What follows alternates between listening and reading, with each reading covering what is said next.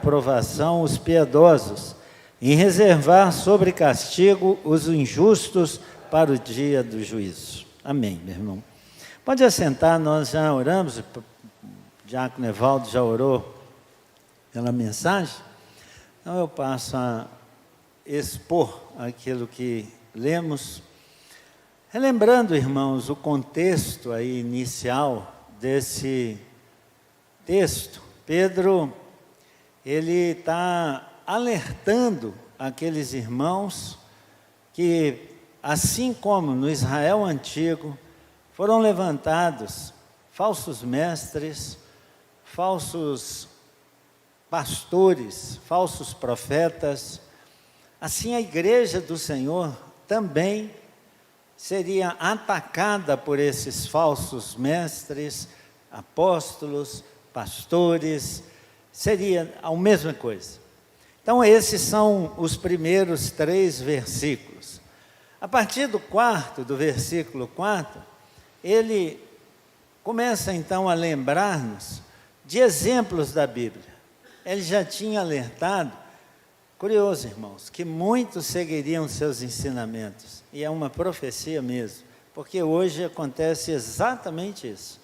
Pessoas que nunca foram pastores, mestres que nunca foram mestres, eles estão dentro das igrejas e muitas pessoas têm seguido esses seus ensinos. Então, ele fala que esses falsos pastores não estão interessados propriamente na alma da ovelha, mas eles estão interessados no seu valor monetário, naquilo que eles significam financeiramente. Por isso, eles falam ao coração, por isso eles trazem palavras agradáveis aos ouvidos, atraindo pessoas a si pelo interesse que têm em fazer fortuna com isso. Então, depois de advertir, ele tira então esses exemplos da história. Ele fala dos anjos, ele fala que Deus não poupou os anjos, então isso é um alerta.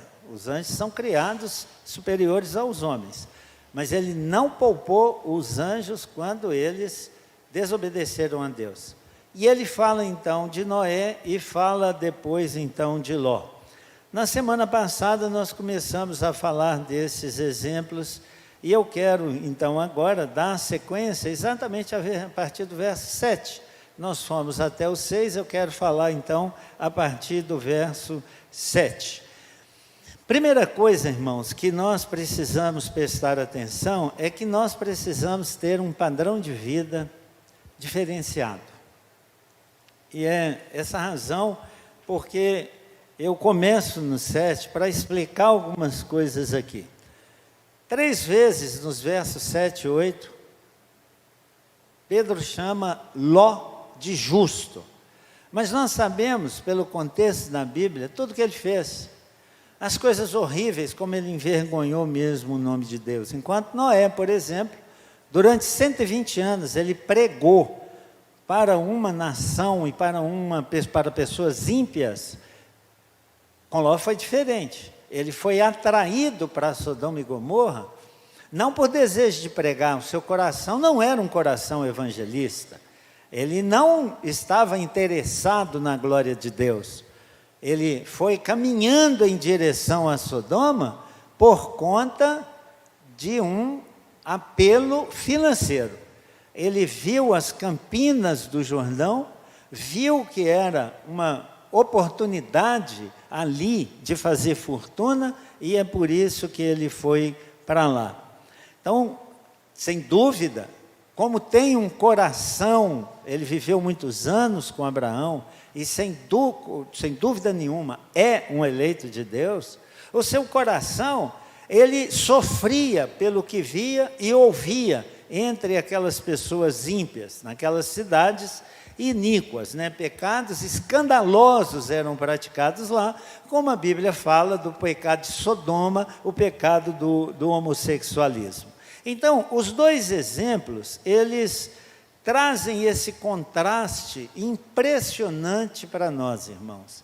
Não somos crentes, vivemos no meio de pessoas não crentes, vivemos num mundo que tem inclinações que não são favoráveis à palavra de Deus. E às vezes, parece-nos como no Salmo 73, daqui a pouco a gente fala mais dele, mas parece que a gente vê os ímpios prosperando mais do que nós, e isso às vezes é um apelo ao nosso coração para nós começarmos também a fazer coisas erradas. Então, por isso, esse texto é tão precioso para nós. Deus, Ele poupa Noé, mas Ele livra Ló, livrar. E isso, irmãos, deve trazer um consolo impressionante para nós, porque às vezes, apesar de algumas coisas que a gente pratica, a gente pode ver que a gente tem esperança. Ele é chamado de justo. Uma possibilidade que surge no coração, às vezes, de algumas pessoas, é que quando os anjos chegaram na casa de Ló para ali pernoitar e tirar Ló daquela cidade, os habitantes de Sodoma, eles vão até a porta de Ló e exigem que Ló entregue aqueles homens para a prática de homossexualismo. Eles queriam aproveitar daqueles homens, diz a Bíblia. E Ló, esboçando uma aparente, irmãos, uma aparente justiça, ele oferece as suas 2 filhas virgens. E isso é extraordinário, que no meio de uma nação daquela, ele conseguiu criar filhos segundo o propósito de Deus. As filhas eram virgens, está lá escrito na Bíblia. Mas o que aparenta ser, nós não podemos concordar com isso, irmãos. Porque logo em seguida, quando ele sai da cidade, que ele vai para dentro da caverna, ele se embebeda, ele envergonha o nome de Deus para sempre, ele imacula a sua honra e a honra da sua família. Ele teve relações com as suas 2 filhas. Então, na verdade, quando a Bíblia fala que Ló é justo, e repete 3 vezes nos versos 7 e 8, ele está falando da justiça de Deus, não é da justiça propriamente de Ló. Porque senão nós poderíamos pensar que um de nós seríamos até mais justo então do que Ló, por não praticar essas coisas horríveis. Ló, ao invés de esboçar uma justiça, na verdade, queridos, ele não teve um temor de Deus, ele não busca Deus, ele não ora a Deus. Então nós não podemos considerar que ele por si mesmo era uma pessoa justa. Mas ele era um eleito de Deus, ele era uma pessoa que Deus ordenou a salvação, e nada poderia se opor a isso. Então, ele tem para nós um exemplo extraordinário. Quem sabe que um de nós não anda fazendo coisas que não são agradáveis a Deus. Tem esperança, querido. Se nós nos arrependermos, nós podemos mudar esse nosso destino imediatamente. Pedro, ele enfatiza essa justiça de Ló. E se você lembra, quando Abraão chegou, ou os anjos chegaram na porta de Abraão para destruir Sodoma, Abraão vai testando e pedindo a Deus, começa em 50 e chega a 10, dizendo, se tiver 10 justos, essa é a palavra que está, se estiver 10 justos dentro daquela cidade, o Senhor destruiria a cidade? E Deus disse, não, eu não destruirei por conta desses 10 justos. Não tinha, mas Ló foi tirado de lá. Então, sem dúvida, querido, nós não podemos duvidar da Bíblia, quando a Bíblia diz, uma palavra inspirada por Deus, e tantos versos vêm confirmar isso, que Ló, apesar do que praticava, ele era um homem justo, não por si próprio, mas ele era revestido pela justiça de Deus. E se você, querido, se alegra com alguma coisa, alegre-se com isso. Você talvez não tenha nenhuma justiça diante de Deus, mas Deus amou você, não pelo que você é, mas pelo que Ele é.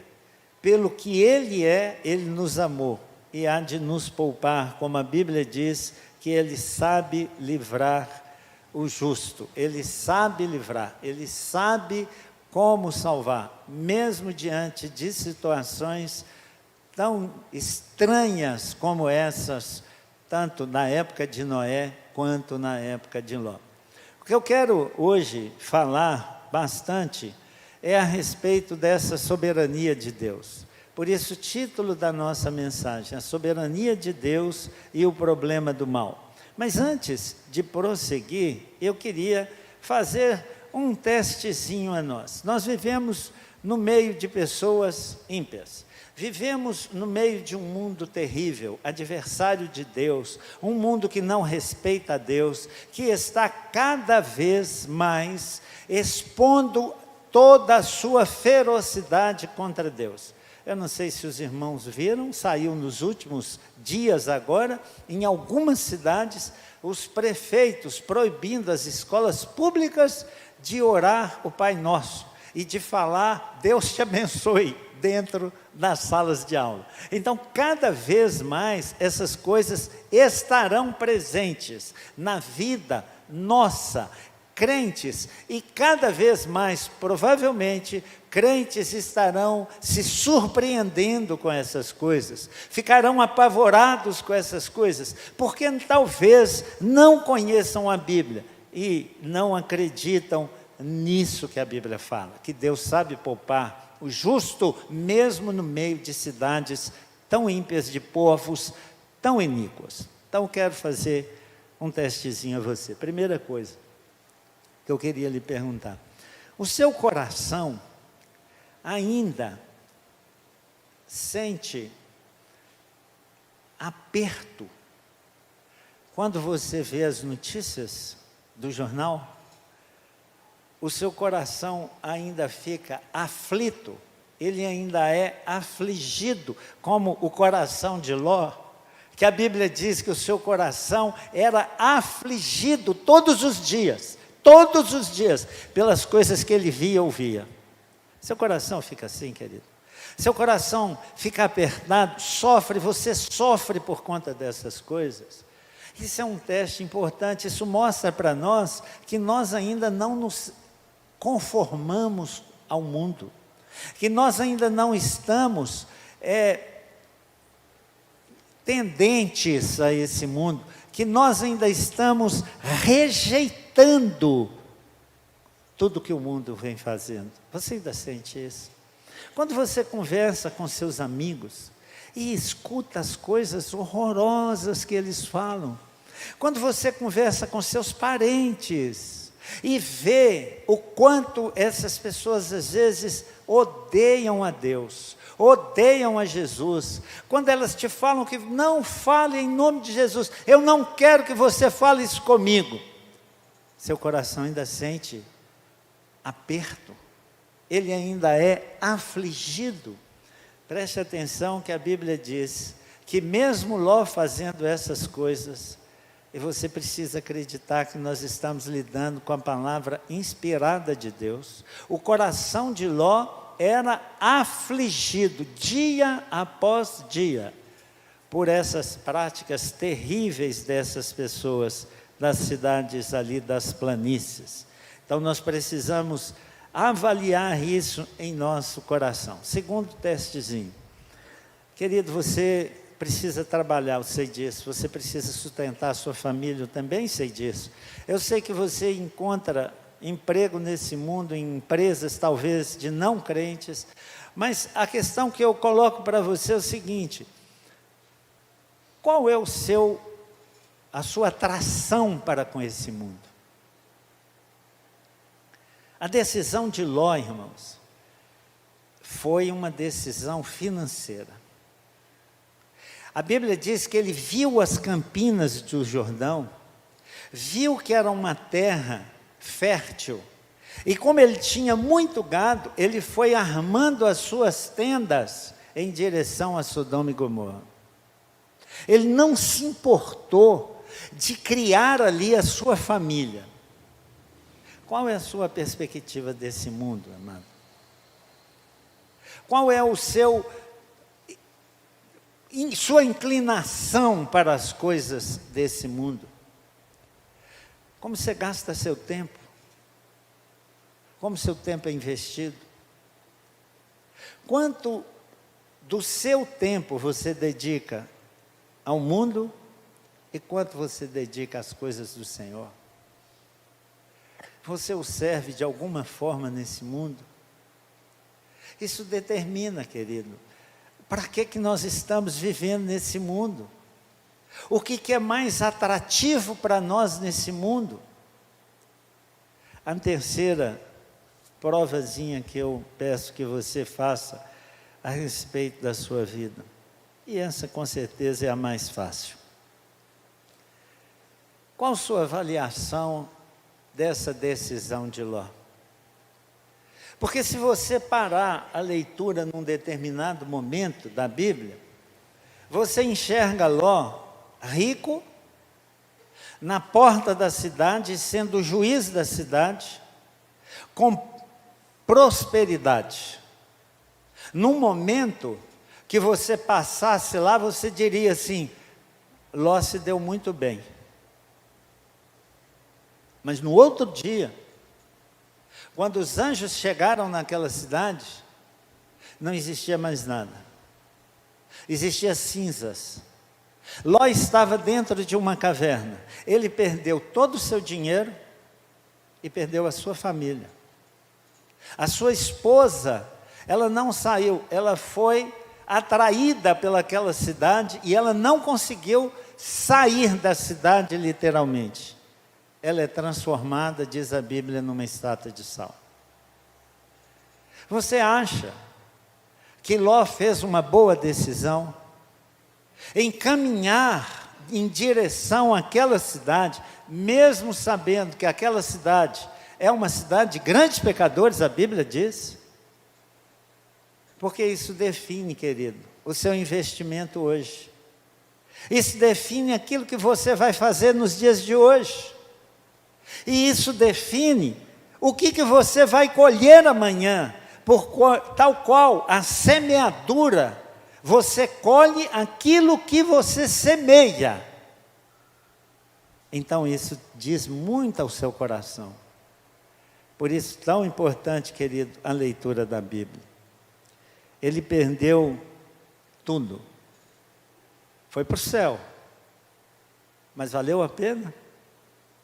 Valeu a pena o dissabor de ver, ou de conviver, você imagina, com a consciência pesada essa quantidade, sabendo que foi o responsável pelas duas nações mais resistentes e ímpias, nascidas do povo de Deus, que são os netos dele, que nasceram das duas filhas.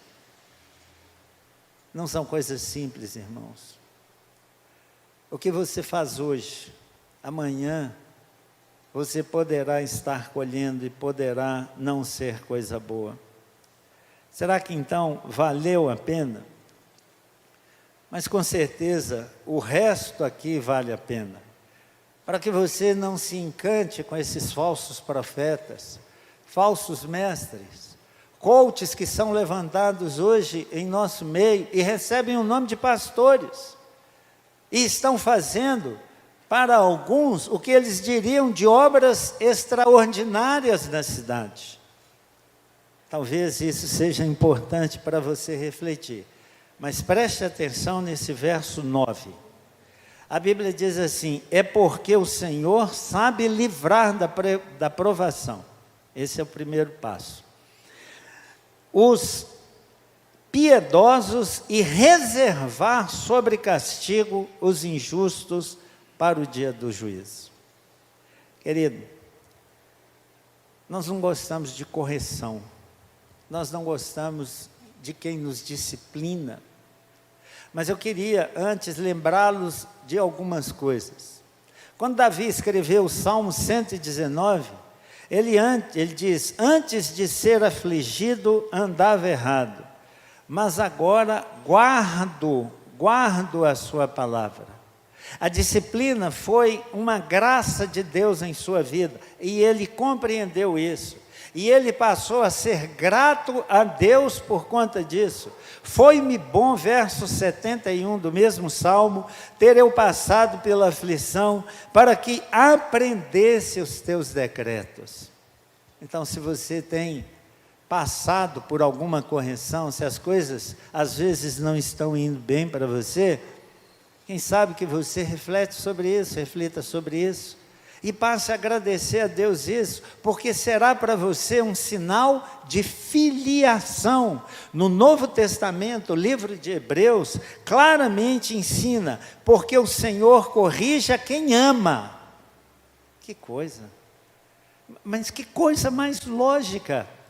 A quem que corrigir? Você que é pai, mãe, que hoje até é avô como eu, mas quando você era pai de crianças pequenas, a quem que você corrigia? Eram aos seus filhos ou aos filhos do vizinho? Porque Deus corrige a quem ama, Ele corrige aos filhos e açoita a todo filho a quem recebe. E Ele diz, é para disciplina que perseverais. Deus vos trata como filhos, pois que filho há que o pai não corrige? Mas veja a complementação do texto. Mas se estáis sem correção, de que todos se tornam ou têm se tornado participantes, logo sois bastardo e não filho. Então o que parece, irmão? Parece para nós às vezes que Deus está aprovando alguns atos nossos, mesmo nós tendo consciência, sabendo que nós estamos contrário à palavra de Deus, o que aparenta ser um benefício de Deus, na verdade é a segunda parte do texto de Pedro, porque Deus está preservando, guardando, trazendo sobre custódia. Você já viu na televisão quando é noticiado que alguém está no corredor da morte? Já ouviu isso? Já? Notícia, ele está no corredor da morte, ele está esperando a morte. É assim, querido. Não é favor de Deus, a falta de disciplina e de correção é que Ele tem mantido essas pessoas guardadas para o dia do juízo. Não é benefício. Porque o filho, ele está corrigindo, ele está disciplinando para aproveitamento. Então, ao invés de alegria, nós deveríamos temer. O texto de Romanos, capítulo 1, 3 vezes, Paulo escreve assim, preste atenção na leitura. Verso 24, por isso, porque eles rejeitaram a Deus, Deus entregou tais homens à imundícia, pela concupiscência de seu coração, para desonrarem o seu corpo entre si, pois eles mudaram a verdade de Deus em mentira. Deus entregou, Deus não se importou mais com essas pessoas, deixou que seguissem os seus próprios caminhos. E talvez a pessoa pense, mas então cadê Deus? Será que Deus existe? Eu estou fazendo as coisas erradas e Ele não está me corrigindo? Cuidado, querido. Pode ser que isso esteja, ou sua vida esteja dentro desses versos. Verso 26. Por causa disso, os entregou Deus. Mais uma vez, os entregou Deus. Entregou. Você quer continuar fazendo coisa errada? Siga seu caminho. Os entregou Deus a paixões infames, porque até as mulheres mudaram o modo natural de suas relações íntimas por outro, contrário à natureza. Deus entregou. E no verso 28, e por haverem desprezado o conhecimento de Deus, o próprio Deus os entregou a uma disposição mental reprovável para praticarem coisas inconvenientes. Ah, meu amado, eu não posso imaginar que você não compreenda isso. Eu não posso imaginar que isso não fique claro para a sua razão. Você pode não concordar, pode não aceitar, pode não aplicar a sua vida e achar que isso tudo é uma grande tolice. E eu respeito sua opinião. Mas você dizer que não compreende, é impossível. 3 vezes, fora a expressão de Davi, fora o autor de Hebreus, que claramente mostra que Deus tem cuidado é dos seus. Ele sabe livrar aqueles que Ele ama. Não, Pedro, ele fala como um pastor. Ele está preocupado com a igreja. Ele está preocupado com o destino daqueles irmãos, porque falsos mestres vão ser levantados no meio dele, falsos pastores vão surgir, e ele sente essa necessidade no coração de alertar aos crentes que isso acontecerá. E como nós temos visto isso acontecer, irmãos, como isso é uma realidade cada vez mais presente em nosso meio. E então Deus passa a revelar o futuro daquelas pessoas que se mantêm resistentes às palavras de Deus. Com qual propósito Pedro escreve isso? Dar segurança, querido. Se o seu coração é um coração de verdade, crente, um coração que é tomado pelo Senhor, se você ama verdadeiramente o Senhor, o propósito é fortalecê-lo, é você compreender que essas coisas vão acontecer mesmo, está anunciado, e elas estarão cada vez mais visíveis em nosso meio. Aqueles irmãos estavam sobre essa influência. João Calvino, quando ele comenta esse texto nos seus comentários, ele diz assim: mas por que Deus então não separou um lugar onde Ele reunisse todos os crentes, e ali, pela influência um dos outros, eles seriam cada vez mais santificados? Ora, Ele mesmo responde, nós todos sabemos, nós estamos nesse mundo para dar bom testemunho de Jesus, para demonstrarmos o nosso amor por Jesus, não é para amar a Deus pelo que Ele nos proporciona, porque Ele nos faz próspero, porque Ele nos faz progredir, porque Ele nos livra de enfermidade. Não é por isso que nós amamos o Senhor. Nós amamos o Senhor porque Ele deu a vida por nós, porque Ele nos resgatou da morte eterna, do inferno, que nada comparará com nada, absolutamente nada pelo qual passamos aqui nesse mundo. Amado, pense bem, e eu refleti nessa pergunta de João Calvino, eu fiquei imaginando, se hoje Deus nos dá uma igreja, para nós nos congregarmos, onde nós poderíamos juntos louvar, bendizer ao Senhor, crescer na graça e no conhecimento do Senhor, por que nós não amamos a igreja? Só se fosse por escravidão, mas na verdade Deus nos libertou, para nós expressarmos o nosso amor a Ele. Ele não nos mantém cativos, presos, amarrados. Nós temos liberdade para expressar o nosso amor a Ele. Escravos, nós éramos do pecado, e Deus nos libertou para que nós então pudéssemos amá-lo. Nós precisamos, queridos, compreender essas coisas e aproveitar de textos como esse para fortalecer a nossa vida.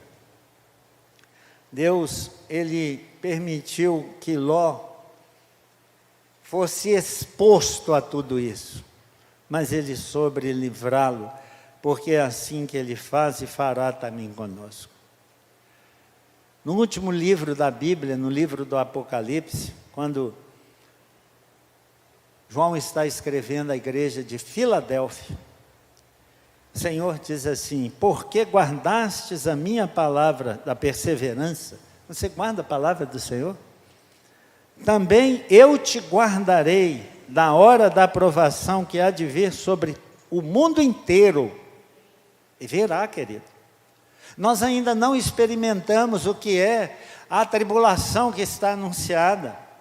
Nós ainda não sabemos, não fazemos nem ideia do que é uma época como essa de Sodoma e Gomorra. Nós nunca ainda experimentamos nada igual. E Ele virá, mas Deus prometeu livrar os seus, prometeu que há de protegê-los, livrá-los, porque Deus é poderoso para fazer essas coisas. Então você precisa amar esse Deus. provações que há de vir sobre o mundo inteiro para experimentar os que habitam sobre a terra. Amado, quando você passa então por tribulação, por lutas, por problemas de enfermidade, saibam que Deus está nos experimentando o quanto nós amamos, o quanto nosso coração de fato é para Ele. Mas ao ponto que Ele faz isso com os que ama, Ele guarda sob cadeias aqueles que são injustos. O que eu queria mesmo falar com você nesses minutos que restam a respeito disso? Queria lembrá-los de uma doutrina, querido, que nós nunca deveríamos esquecer. Quando Pedro fala que Ele sabe livrar, Ele está apontando para a soberania de Deus. Independente de como o mundo estará, independente do que você tem enfrentado, independente do que o mundo anda fazendo, do que o mundo fará, independente de qualquer coisa, Deus é soberano, Deus é Senhor. Ele está assentado no trono. Trono é lugar de poder. Então a Bíblia, ela não oferece uma perspectiva para nós de um mundo maravilhoso. Essa história do venha para Jesus e pare de sofrer, não é encontrada na palavra do Senhor. Ela não diz que logo ali na esquina o mundo há de mudar, que o mundo vai ser uma maravilha. Muito ao contrário disso, nós estamos a caminho do fim, nós estamos caminhando para piorar. O mundo nunca melhorará por si próprio, ele sempre estará pior. Mas dentro disso, existe uma doutrina chamada soberania de Deus. Que Deus cuida daqueles a quem Ele ama, que Deus sabe livrar aqueles que são seus. E como é que eu e você devemos enxergar essa soberania? 3 perspectivas. A primeira, pelo poder de Deus. Irmãos, Deus é todo poderoso. Nada que acontece no mundo está fora da perspectiva de Deus. Você precisa sentar isso no seu coração. Porque tem hora que nós precisamos muito disso, quando nós passamos por aflição, principalmente. Quando um dos nossos queridos sofre, quando nós sofremos, quando as coisas não vão bem, você precisa acreditar, Deus é soberano, Ele é Senhor. Você precisa sentar isso no seu coração. Nada vai mudar. Sempre nós devemos começar nos lembrando disso. O mal só existe, irmãos, por permissão de Deus. Se Deus quisesse, Ele não estaria presente. Nada estaria presente de ruim nesse mundo. É pela permissão dEle, e Ele faz uso disso. Mas Ele deixa que essas coisas cheguem até o limite que Ele quer. Exemplo, o livro de Jó. O livro de Jó nos mostra esse Deus soberano agindo diante de adversidades, mas ele mostra que o diabo se submetia a ele, que cada passo, cada sofrimento de Jó era uma permissão de Deus e não uma ação do diabo.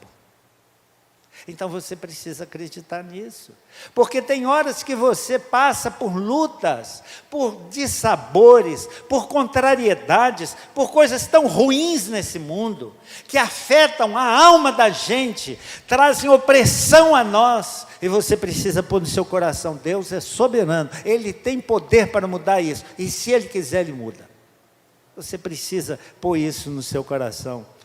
Se Deus não tivesse dado permissão ao diabo, nada, nunca aconteceria com Jó.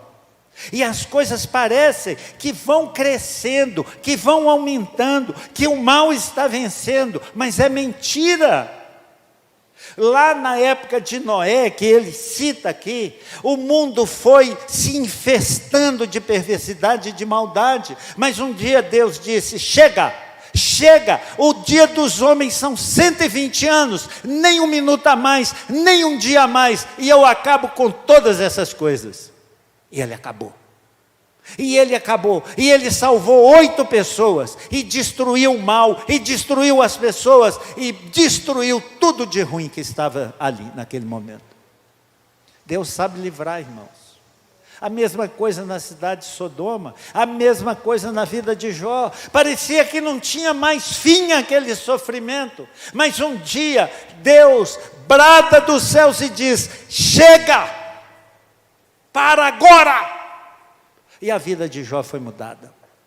A Bíblia diz: Deus mudou a sorte de Jó. Era Deus que estava no controle de todas aquelas coisas. Então abrace isso, querido, abrace essa doutrina. Eu creio, você tem que crer nisso, na soberania de Deus, através da manifestação do seu poder. Ele continua no trono, Ele continua soberano, Ele continua Senhor. Nada está acontecendo fora dessa vontade de Deus. Segundo lugar, como é que você pode ver a manifestação dessa soberania de Deus? Através da sua retidão e da sua justiça. Irmãos, Deus é justo, Deus é reto em seus atos. E talvez aqui embarace a nós, e não foi sem razão que nós lemos o Salmo 73, porque ele é um exemplo do que talvez passe no coração de alguns dos crentes nesse mundo. O salmista viu o mal prosperando, ele viu as coisas progredindo, ele viu os ímpios tendo vantagem sobre os justos, ao ponto dele dizer: esses ímpios, eles prosperam, as coisas dão certo para eles, nada dá errado, e eu sofro todo dia, e todo dia eu sou corrigido, e todo dia eu sou disciplinado, mas as coisas parecem que para eles vão de vento em popa. Mas você lembra o que Asaf fez para mudar isso? Verso 17, ele diz assim: até que entrei no santuário de Deus. Que coisa tremenda, irmãos. Por que nós nos deixamos abalar? Porque nós não enxergamos a retidão e a justiça de Deus. E isso às vezes nos embaraça, corrói o nosso coração. O salmista, ele chega a dizer que Deus não existe. Ele diz: há conhecimento no Altíssimo, de verdade Deus existe. Ele duvida dessa retidão e dessa justiça de Deus, até da existência de Deus. Ele não compreendia como é que esses ímpios prosperam, como é que as pessoas que fazem coisas erradas, parece que nada lhes alcança. Mas um dia, querido, ele tirou os olhos da terra e ele viu pela perspectiva de Deus. E ele disse: até que eu entrei no santuário do Altíssimo e eu consegui enxergar o fim de todas essas coisas. Querido, você está no mundo. Você ainda está no mundo e provavelmente ainda passará um bom tempo aqui. E as coisas aqui estão indo de mal a pior mesmo. E por quê? Por quê? Qual a razão de Asaf ter experimentado isso? Os versos 21 e 22. Quando o coração se me amargou e as entranhas se me comoveram, olhe bem, eu estava embrutecido e ignorante. Era como um irracional a sua presença. Sabe por que nós sofremos, irmãos? Sabe por que nós passamos também por isso? Em primeiro lugar, você tira os olhos de Deus e olha para o mundo. E parece que não há justiça mesmo. E parece que não há Deus, parece que Deus está ausente, parece. Mas quando você vai para a Bíblia e consegue adentrar a sala do trono e olhar por essa perspectiva, como faz diferença, irmãos? Como faz diferença? Você já esteve, certamente, dentro de um avião. Que diferença é a vista, não é? Você olha aqui e não consegue ver nada, né? Só vê montanhas, coisas planas, não consegue ver muita coisa. Quando você vai lá para o alto, que visão extraordinária você tem agora das coisas. Até que entrei no santuário do Altíssimo e me deparei com o fim deles. O que estava acontecendo com Asaf? Ele diz: eu estava embrutecido, eu estava ignorante, eu procedia como um irracional. Ah, meu amado, procure firmar isso no seu coração. Deus, Ele é todo poderoso, mas Ele é reto em justiça. Tudo que você vê nesse mundo vai passar. Tudo que você pode tocar nesse mundo vai passar. Mas Deus sabe livrar aqueles que são seus. Então não rejeite de forma nenhuma a doutrina da palavra do Senhor. Não se impressione com o crescimento do mal desse mundo. Não se impressione com as coisas desagradáveis que cheguem à sua vista. Não se impressione com aquilo que lhe alcança na sua existência aqui nesse mundo. Porque Deus está no controle, acredita disso. Tudo isso um dia será destruído completamente. Você já viu ou já pensou a respeito disso? Eu gosto de ler a Bíblia assim, já falei isso para vocês. Eu começo a ver o exemplo do filho pródigo. Aí quando ele chega para o pai e diz assim: me dá tudo que é meu. Aí eu enxergo o filho pródigo saindo de casa com o bolso tufado de dinheiro. E as coisas dando tudo certo para ele. Quem vê ele naquele momento fala: pô, esse jovem fez o que é certo. Mas passa um tempo, nós não sabemos quanto tempo, a Bíblia não relata. Você enxerga ele disputando comida com os porcos. Ele não era mais feliz. Ele não era mais realizado. Ele não era mais aquele jovem arrogante, prepotente, que achava que podia fazer todas as coisas. A dura realidade da vida mostrou ele que ele não é nada e que Deus é quem é tudo. Pela graça de Deus, é mais um que foi trazido de volta para a casa do Pai. Louvado seja o nome do Senhor.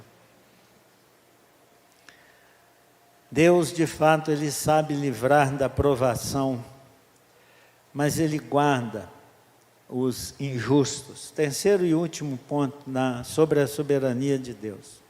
Então você vê a soberania de Deus no seu poder, vê na sua justiça e retidão, mas acima de tudo, irmãos, ou antes de tudo, enxergue a soberania de Deus no seu amor. Quando Pedro escreve e dá um exemplo que para nós parece tão absurdo, esse exemplo de Ló, e ele diz: o justo Ló, e Deus livrou ele. Meu Deus, que esperança me dá, querido. Que esperança me dá. Porque Deus ama a mim e a você, não é pelo que você é, não é pelo que eu sou, é porque Ele é assim. E Ele tomou a decisão de nos amar, e Ele nos elegeu antes da fundação do mundo. Então essas circunstâncias da terra, já vão passar, irmãos, de um jeito ou de outro, já elas vão passar. E o que nós desfrutaremos pelo amor de Deus é da eternidade ao seu lado. Não pela nossa justiça, mas pelo amor e pela misericórdia de Deus. Isso garante a gente, ou de algum livramento, isso nos protege de alguma dor? De jeito nenhum. Estão aí os exemplos, mostrando como eles sofreram. Noé, logo que desembarca da arca, ele tem um dissabor imenso com seu filho. Logo que saiu de Sodoma, ele envergonha e macula para sempre a família e o nome dele. Então há garantias, irmãos, de que nós não passaremos por dificuldades? De forma nenhuma. Mas o que você não pode é perder a sua fé e a sua esperança. Se você é uma dessas pessoas a quem Deus ama e a quem Ele já chamou para o seu convívio, quero mostrar alguns sinais que você pode identificar em sua vida ou procurar adquiri-los. Primeira coisa, você já confessou a Jesus como seu Salvador e Senhor? Observe, querido, que eu não estou falando como seu Salvador. Eu estou falando como seu Salvador e Senhor. Jesus reina no seu coração, você é obediente, você faz aquilo que Ele lhe manda fazer, ou você quer desfrutar apenas da sua salvação? Tenha cuidado, amado. Tenha cuidado. Nós precisamos ser exatamente o oposto daquilo que esses exemplos aqui desses impiedosos foram. Outra marca dos piedosos. Como você enxerga o mundo? Eu vou retomando essa pergunta. Você tem tempo para Deus? Você serve a Jesus Cristo aqui nesse mundo? Não para salvação, mas por gratidão pelo que Ele fez para a sua vida. Você consegue enxergar isso? Gratidão, existe gratidão no seu coração pela salvação que Ele lhe deu imerecidamente? Obviamente, irmãos, em algumas vidas Ele trabalha mais, em outras menos, mas isso é comum em todos aqueles que Ele salvam. Nós precisamos viver para a glória de Deus. Nós precisamos nos firmar no poder, na justiça, na retidão e nesse amor de Deus. Mas como consequência disso, Ele precisa ser o nosso Senhor. E nós precisamos servi-lo. Por gratidão, querido, pelo que Ele fez por mim e por você. Porque Deus sabe livrar aqueles que ama. Mas Ele mantém guardado, querido, aqueles que lhe são desobedientes. Então não considere, irmãos, que Deus está indiferente, que Deus não está ligando, que Ele não se importa com essas coisas. Ele se importa em muito. Aqueles habitantes de Sodoma ou do dilúvio, eles viviam como queriam, regaladamente, até o dia que choveu sobre a terra, no caso da arca, ou até o dia em que choveu fogo e enxofre, no caso de Sodoma e Gomorra. Deus estava assim, no controle de todas as coisas.